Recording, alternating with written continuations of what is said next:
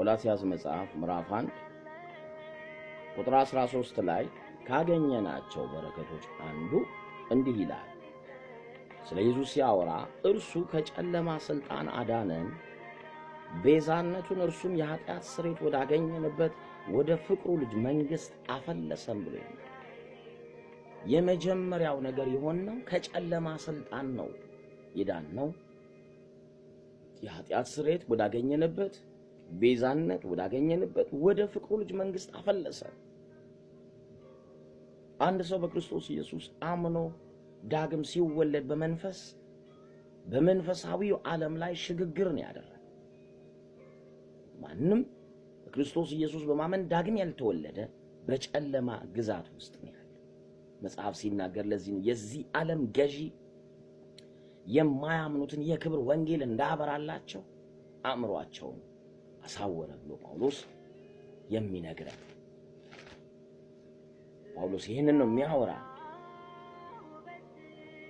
ሁለተኛ ቆሮንቶስ ምዕራፍ 4 ቁጥር 5 ላይ ክርስቶስ ኢየሱስን ጌታ እንደሆነ ራሳችን አንሰብክምና ስለ ኢየሱስ ራሳችን ለእናንተ ባሪያዎች እናደርጋለን፣ በክርስቶስ የእግዚአብሔር የክብሩ ዕውቀት ብርሃን እንዲሰጥ በልባችን ውስጥ የበራ በጨለማ ብርሃን ይብራ ያለ እግዚአብሔር ነው።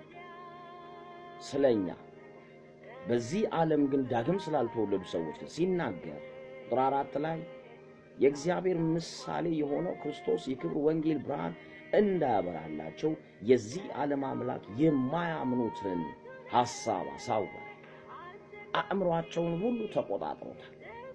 ሰው ከዚህ አይነት ግዛት ነፃ የሚወጣው በክርስቶስ ኢየሱስ በማመን በመንፈስ ሲወለድ በአእምሮ ላይ የእግዚአብሔር ዕውቀት ይበራል፣ የእግዚአብሔር መልካምነት ይበራል፣ አይደንቲቲውን ያገኛል፣ ሌላ ማንነት። ስለዚህ የመጀመሪያ ያገኘነው ብለሲንግ በእርግጠኝነት በመንፈስ ዓለም በመወለድ አንድ ሰው ሽግግር አድርጓል ማለት። ሁለተኛውን ነገር ደግሞ ሲንመልከት ገላትያ መጽሐፍ ላይ ሁለተኛ ያገኘነው ብለሲንግ የልጅነት መንፈስ እንዲህ ብሎ ያወራዋል። ገላትያ መጽሐፍ ምዕራፍ 4 ቁጥር 6 ላይ ልጆችም ስለሆናችሁ እግዚአብሔር አባ አባት ብሎ የሚጮህ የልጅ መንፈስ በልባችሁ ስላከ፣ ስለዚህ ከእንግዲህ ወዲህ ልጅ ነህ እንጂ ባሪያ አይደለህም፣ ልጅ ከሆንክ ደግሞ በክርስቶስ የእግዚአብሔር ወራሽ ነህ ብሎ ይናገራል። እንግዲህ ስለ ዘር ነው እያወራን ያለ፣ ስለ ሁለተኛ ውልደት ነው እያወራ፣ ስለ መንፈስ ቢንግ ነው እያወራ ያለ።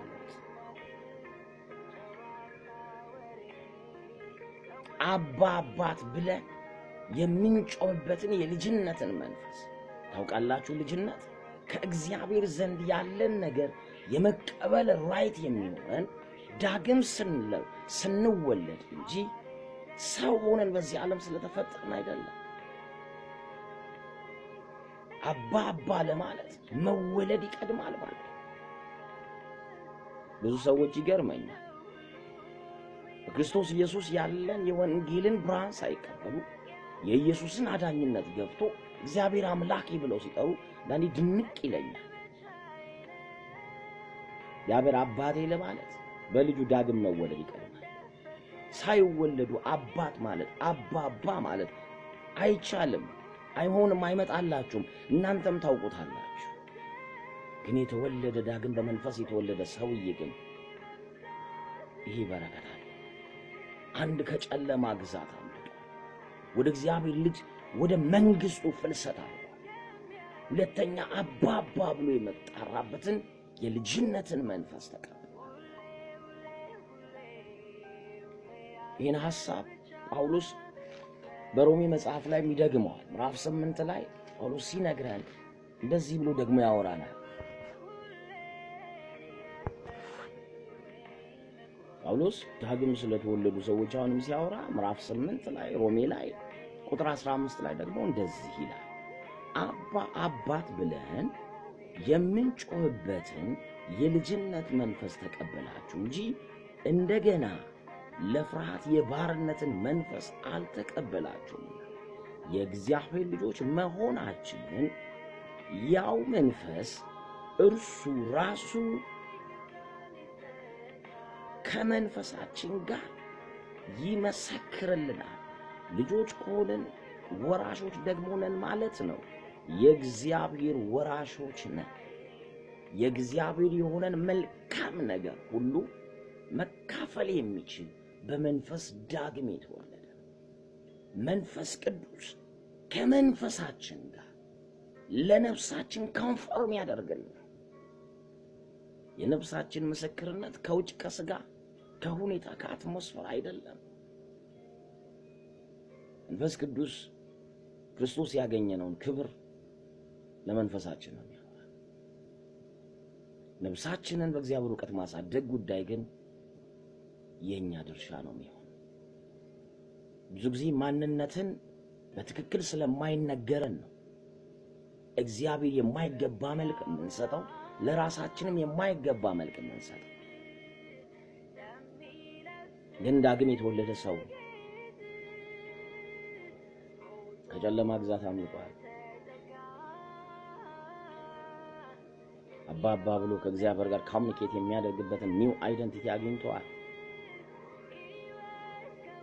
ይሄ ሁሉ የሆነው ኢየሱስ ክርስቶስ ከሙታን በመነሳት እድፈት የሌለ የማያልፍ ርስት እንድንወርስ ሁለተኛ የወለደን የጌታችን የኢየሱስ ክርስቶስ አምላክና አባት ይባረክ። እዚህ በመወለዳችን ሁለተኛ ያገኘነው ከእግዚአብሔር ጋር ኮሙኒኬት ማድረግ እንችላለን። አባቴ ብለህ መጥራት ትችላለህ። ምንጬ፣ መገኛዬ፣ በረከቴ ማለት ትችላለህ። ነፃ ሰው ነህ ማለት ነው። ሌላ አይደንቲቲ ግን እንደሆነ እንዳይረሳ። የአብር መንግስት ጸባይ ማሻሻያ አይደለም።